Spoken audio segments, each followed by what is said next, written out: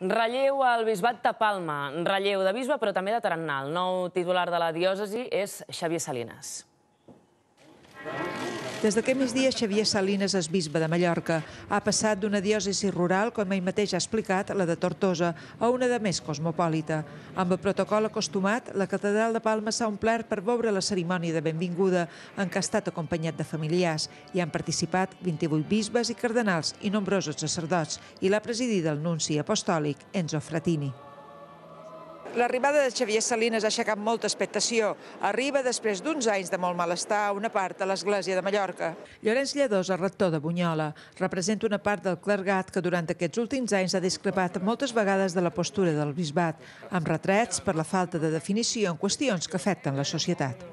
Només ho diré amb un parell d'exemples. Silenci damunt la corrupció, silenci damunt la llengua, silenci damunt el sínode. Xavier Salines coneix en part la situació. Així ho va deixar entendre en la primera cita que va voler tenir amb els mitjans, un contacte més obert i claredat en els posicionaments. El tema de la llengua l'important és parlar-la, primera, després cuidar-la, saber-la també. Ningú poguera trobar una barrera perquè no puguem entendre-nos en la llengua que vol parlar-me. Jo li contestaré en la que siga, no?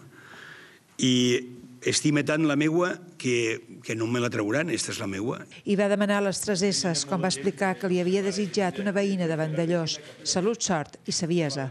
Margalida Solivelles, TV3, Palma.